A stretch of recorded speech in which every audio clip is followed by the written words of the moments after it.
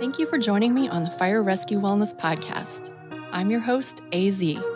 I find the research and resources and then provide the fire service with the so what, now what, to ensure the health and well-being of every member of our profession. Together, let's thrive. Welcome back to episode 48 of the Fire Rescue Wellness Podcast. I am your host, AZ.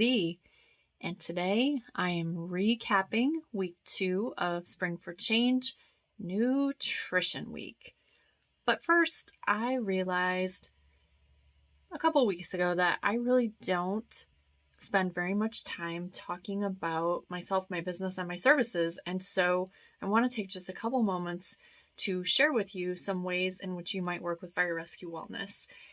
So the first one is simply engaging with me on social media. So I am very active on Instagram. I try to put out good quality content 5 or 6 days per week. And of course, all of that information is free and you're able to share it with other firefighters. So I would say that would be a great entry point if you are looking for some resources.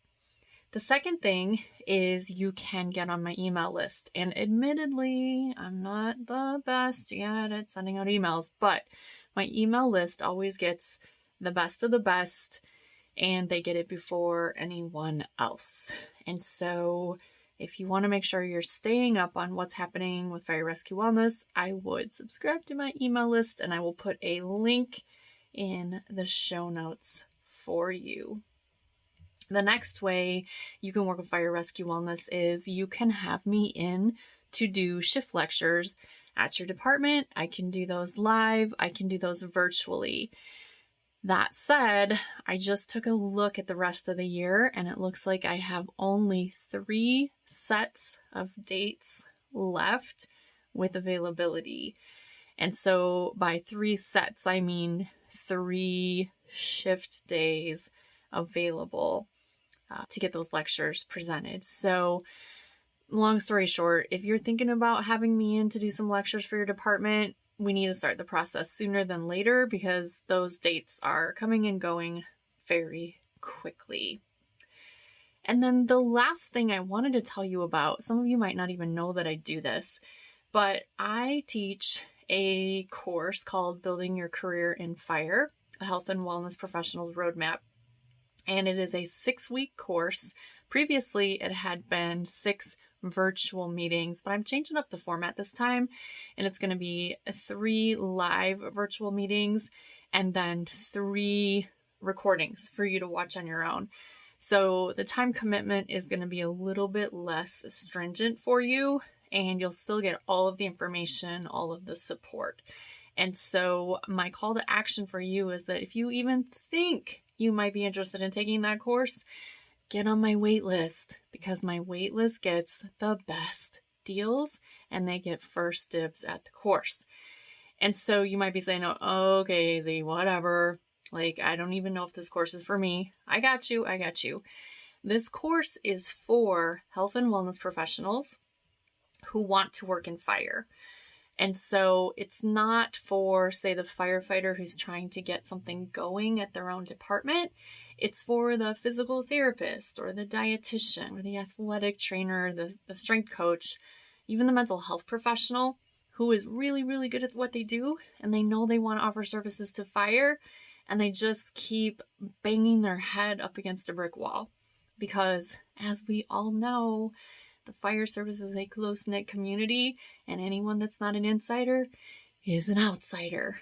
And so my 6-week course can help you speed up that process, get you through some of those speed bumps. It's still going to be a long process. I know I can't promise you that I can get you something instant gratification. I'm not going to promise that, but I can certainly short circuit that long process. And so I will put the link to get on my wait list in the show notes. And it looks like May 22nd is going to be our first day. So a little over a month from today if you're listening in real time. So call to action, get involved with my free resources, either on Instagram or sign up for my email list, link in the show notes. If you're a department, thinking about having me in for some educational lectures, don't delay any longer. I'm running out of time. And if you think you might be interested in the Building a Career in Fire course, get on the waitlist. Okay, so today we are going to recap week number 2 of Spring for Change, which is Nutrition Week. Now, if you've been following along, you know that Chris Morell and I started this initiative. This is our 4th year now. Every year we've changed it up a little bit on how we do things. And this year we were just so freaking busy, both of us, that it was just impossible to collaborate on everything. And so we just decided I would handle the sleep and nutrition weeks, and then he's going to handle the exercise or fitness, if you want to call it that instead, and the mental health and mindfulness weeks. So I am running towards that finish line with the baton that I am going to beat Chris Morell over the head with this coming Sunday, and he will take the baton and run. But this past week, we have been talking all about nutrition. And if you've listened to any of my previous podcasts with my dietitian friends, Megan Lautz, the Rescue RD, or Maureen Stockline, you know, they kind of have the same message, which is nutrition really isn't that hard. We just make it hard. We make it hard because, you know, food isn't just fuel. If we could think of it that way, it might be helpful, but there's so much more to it. There's so much emotion in food. There's tradition wrapped up in food. There's comforting ourselves wrapped up in food. All of those things kind of put together in a pot and sizzle together to create challenges with eating. And so it's not as simple as just saying eat fuel. And we recognize that. But there are some ways that we truly do make it so much more complicated for ourselves, and we really could stand to simplify it a few notches. And so I have a few points that I want to summarize for you today and review that we already hit during the Spring for Change Nutrition Week. The first one is this: you have got to set your future self up for success, because even if you have the best, very best intentions of coming home after the JV football game and cooking some chicken on the grill, some asparagus and some rice, and having a nice pitcher of water with cucumber slices, even if that is your best intention, once that JV game goes into overtime, or it goes a little bit longer than you thought, or your kid has an injury and you have to run them to urgent care before you can come home, the draw of the drive-through becomes so strong. And even if none of those things, those complications happen, by the end of the day, by the end of that game, you're freaking tired. And then you walk in the front door and you're presented with raw chicken breasts. That is, if you remembered to take them out of the freezer, raw chicken breasts, and these vegetables that have to be dealt with, and rice that's going to take 30 minutes. And you look at it and sometimes you think, crap, it would be just so much easier to stick a frozen pizza in the oven. And so that's my first point. Planning is imperative, and making it easier for your future self is so important. One of those things that you can do for the planning is what I call POP, point of purchase. And so when you're in the grocery store and it's really tempting to grab that frozen pizza or some prepackaged food, if you think ahead and think, is this what I want to be eating this week? Do I want this option? And if the answer is no, don't put it in your cart. Because if you put it in your cart, even if you put it in your cart with the intention of this is for emergencies, anything that you put in your cart is eventually going to get eaten. That's not true. That's not true. That box of spring mix that you buy every week with the intention of eating it, and then it gets thrown out, that may be the one exception. But truly, even if you throw a family-sized bag of Doritos in your cart thinking, well, I'll have it for next time the kids have a sleepover or a movie night, guess what? You're going to be standing in front of your pantry eating directly out of that family-sized bag of Doritos while you try to figure out if you even want Doritos. So, control at the point of purchase works really, really well for me. If you don't want to eat it, don't bring it into your house. On the other side of the coin, if you do want to eat it, make sure it gets into your cart and into your house. It's real freaking hard to eat your vegetables when you didn't buy any vegetables. So, if you want to eat it, put it in the cart and make sure it gets in your house. Now, back to that varsity or JV game and those chicken breasts. Again, it's now 7 o'clock, 7:30, and you have raw chicken breasts. What would it look like for you if you prepared, if nothing else, you just prepared your proteins for the week? Sarah Thompson was one of our friends who gave a tip this week, and her tip was fabulous. She said sometimes you don't have time for a full meal prep, but if you prep proteins, then you're going to be so much better off. So could you take an hour on Saturday or Sunday and prep your proteins? So grill your chicken breasts, grill your turkey burgers, hard boil your eggs, or let's be honest, use the Instant Pot because it's way better. But prep those proteins so you have them available, and it just will make everything seem so much easier. So plan ahead for future you who's going to be tired. Plan ahead and do yourself a favor. That's my first bit of advice. Second bit of advice, whole foods are inherently more nutrient dense than highly processed foods. Now, don't get it twisted. Canning things, freezing things, drying things, those are all processing methods, and those are ways to keep fresh foods edible for a lot longer. And there's nothing inherently wrong with having frozen broccoli as opposed to fresh broccoli. In fact, it might be even better depending upon where you live and the time of year.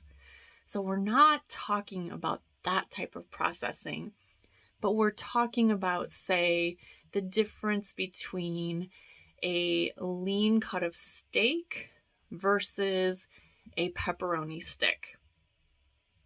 The pepperoni stick has been highly processed, it's highly palatable, and less nutrient dense than the lean steak. Let's take it another step further.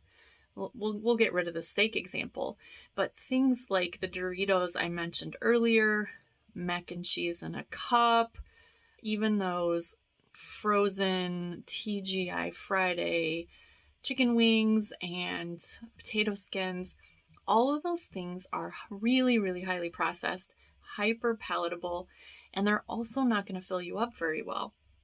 And so if you go back and have that chicken breast or have that steak that you had ready for yourself, by the way, you're going to feel so much more satisfied than, say, eating a pepperoni stick and a TGI Fridays potato skin leaning over the sink.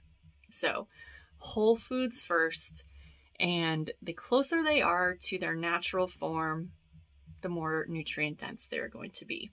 So whole foods first. And then use supplements to fill in the gaps. You know, arguably, there are authorities out there that say the food that we eat now today is so much less nutrient rich than, say, our grandmother and grandfather's foods. And you know what? I'm not a food scientist and I'm not going to pretend to be one. But if you do think about it, we have over-farmed and stripped our soils, and, you know, we are force feeding, so to speak, our fowl, our poultry, They're a ton bigger than they used to be. I mean, even if you just kind of look at it through that lens, food isn't quite the same as it was decades ago. And so, arguably, even people that eat very well may need supplementation to fill in the gaps. And if you are concerned or if you need help figuring out supplementation, I'm gonna point you towards a dietitian, because they'll be able to help analyze your intake, and they may have you get blood work, and they may really take a close look at what you've got going on.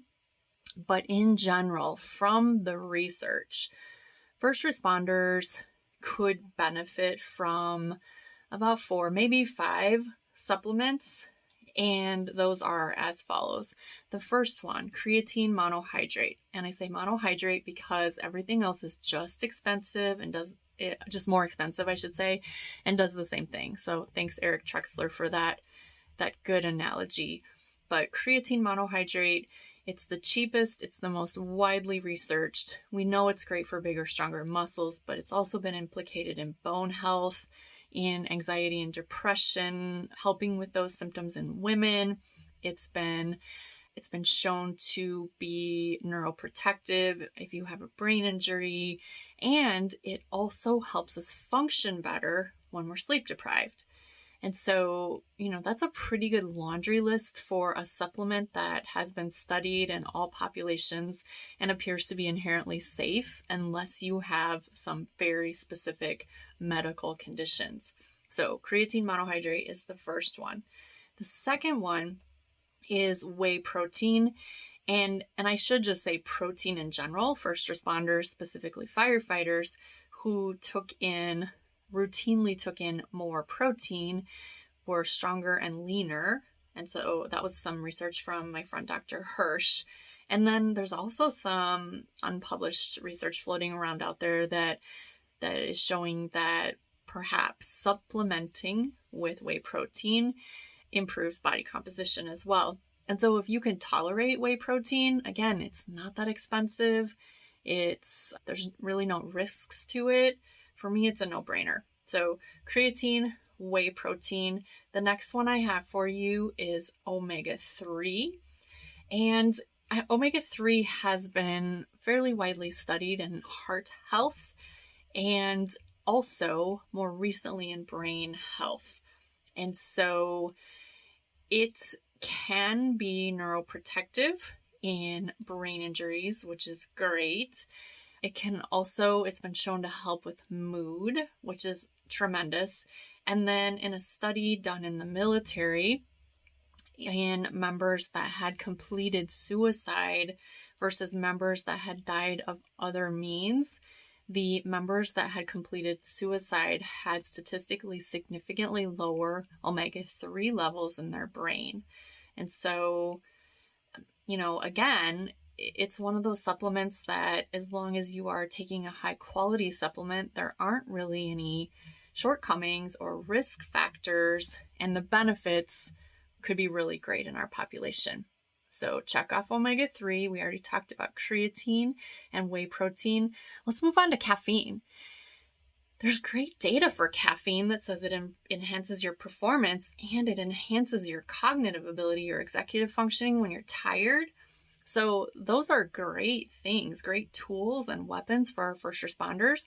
It's just very much one of those very widely abused drugs. It just happens to be legal and we can get it at a gas station. And so just keeping in mind with your caffeine, the biggest thing is make sure it's not impacting your nighttime sleep. So make sure you're backing up your last dosage at least 6 hours, maybe more, prior to bedtime. And then the research is saying maximum of 400 to 500 milligrams per day, depending on whose research you read, no more than 200 at any given time in a 4 to 6 hour period. And then just be careful because some of those energy drinks have 250, 300 milligrams of caffeine. And then they've got, as Dr. Brager discussed in a previous episode, those neurotoxic ingredients. And so just being cognizant that judicious use of caffeine could be your friend. And then finally, vitamin D actually is one of the supplements I never recommended across the board. I always ask people to work with their doctor because technically it's a fat soluble vitamin, and so technically you could overdose on vitamin D. The Northern Hemisphere is historically low on vitamin D, and so it's just, I think it's something that you should talk to your provider about and perhaps get some blood work, but I would say 99% of our first responders are probably vitamin D deficient. So using supplements to fill in the gaps is my point there. And then I want to make one last point. We need to be so careful that we're not majoring in the minor. And so I have people message me routinely asking me about supplements I've never heard about that do things that yeah, that sounds great, but I've never heard of the supplement.